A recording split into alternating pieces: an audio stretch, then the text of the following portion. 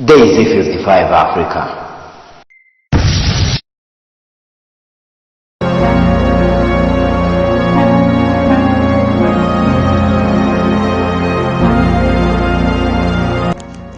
Yes, reka nongeye guhereza ikaze wowe mukunzi wa Daisy 55 kwibutsa ko yari chaîne ya YouTube izajya kugeza amakuru atwika agiye atandukanye yaba ku ba stars ndetse n'inkuru zimwe zigenza zitrending.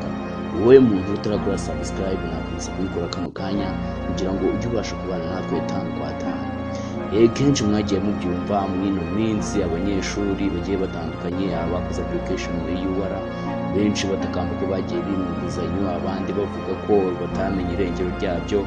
Uyu munsi rero twaba tugiye kubagezaho inkuru ivuga ku makuru y'ibi bintu hose abanyeshuri baprayinze byagenze bite ese n'iki leta ibitangazaho tugendeye ku nkuru yasohotse ndetse na interview ya RBA yakoranye n'ikigo kibishinzwe High Council Education cyangwa HEG ndetse na BRD n'abakozi bayo babishinzwe.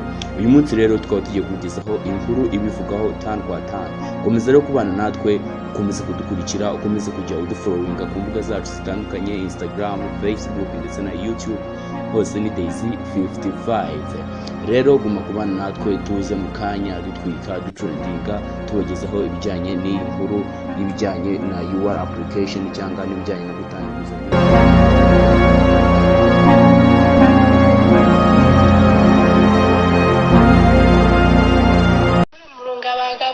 tumenye niba baraduhaye inguzanyo cyangwa se niba ntazo baduhaye tumenye icyo dufata. Kubera ko ngiye bampaye education mu masayanse bamaye kwiga maths physique kandi ari criteria batanze nabonye nzujuje ariko ngiye ndajya gushyira muri fresh namba muri link baduhaye simbone result gorera harimo akarengane kandi narako naraplayinze for loan. Barambwiye ngo nta admission leta mfite ngo birasaba ko ndi bujye Gikondo kuri UR. Ngo sinzi ukuntu bimeze nyine kandi njyewe na sentence leta ndafite ko banyohereje gusogo rero iyo admission leta niyo nje kujya kureba sinzi. Tukibaza nimba tutanafashwe babitweretse nyine tukinjira muri systeme tukabibona ko tutafashwe cyangwa tukamenya neza nimba twarafashwe. Ngayo nguko ni yari inkuru ihinnye ariko turi kumwe na Dr Rose Mukankomeje. Aba bana bari babazindukiye ibibazo biteye bite? Murakoze cyane. Nyuma y'uko umunyeshuri arangiza umwaka wa gatandatu y'amashuri yisumbuye Universite y'u Rwanda cyangwa Rwanda Polytechnic bahamagarira abanyeshuri bashaka kwiga mu kurusa. Kubahamagara rero bayinjira muri system banayita system bariyandikisha bagasaba n'ikigo bashaka kujyamo ubwo ni Universite y'u Rwanda cyangwa ni RP ariko naho harimo department zitandukanye. Umwana agira ngo agira gusaba ahantu hatatu niba atari hane noneho bitewe n'umubare w'abanyeshuri yishyura imisoro asaba inguzanyo muri banki yishyura imisoro asaba inguzanyo muri banki. Ni ikintu tutari twavuze ubu nanone amakuru dufite iwacu abantu twahaye inguzanyo tugiye kuyashyira muri CRB hafi ya yose.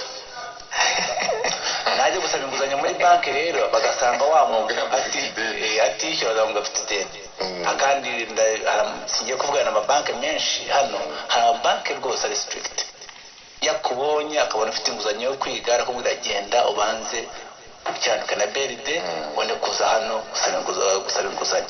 So nkeka rero yuko uwo muntu rwose ashobora kuba yihisha ariko ntago azahera arishe yego ariko yizagera. Dr Rose Mukankomeje uyu munyeshuri uyu mwana ariko ni mukuru uyu mwana ko ashaka itangazamakuru itangazamakuru ngira ngo nicyo mwigeze kuvuga ibyo ari byo byose niba akunda itangazamakuru ntibari muhe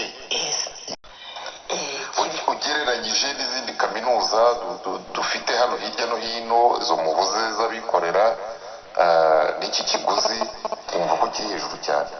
Ntabwo ahangaha nkagiyewe nk'umuntu ushinzwe amashuri makuru nariya ndayashinzwe ntabwo navuga ngo tuzajya muri harmonization yo kuvuga ngo mwese nimwishyura mwe ariko nawe urabizi buriya iyo umuntu adahembwa neza no kugira ngo atange umusaruro mwiza nabyo bari mu kibazo.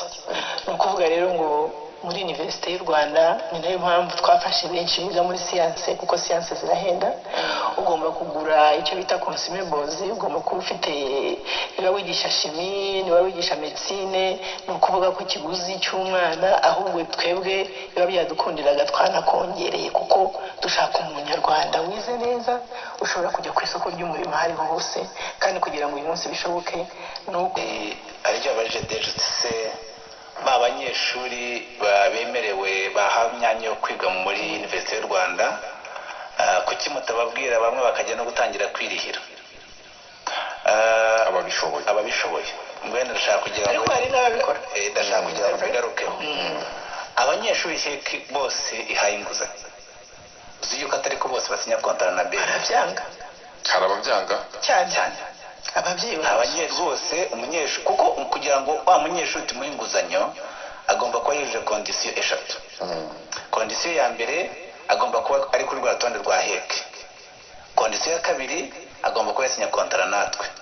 Kondisiyo ya gatatu agomba kuba ari registered muri universite yiga. So rero hari igihe usanga yiga ari ku rutonde rwa heki, ni icyemeza yuko universite yaguhaye umwanya. Iyo barangije muri Universite y'u Rwanda batwohereza liste ya babandi bemereye, ariko ngo hagati aho natwe dufungura MIS yacu, Information System Management. Noneho tukababwira ngo abanyeshuri bifuza kuzajya kwiga ngo barangije kwiga muri university cyangwa muri RP, muri Injira, tubabwira ibyo bakora n'ibyo bashyira muri ayo makuru tuba twifuza kwegeranya. Kenshi rero ikibazo gikunda kuba ku bana babikorera muri za cyber cafe, bakajya kureba umuntu bandikira. Hari igihe abandikira nabi, hari n'igihe na telefone yatanze cyangwa na email nahita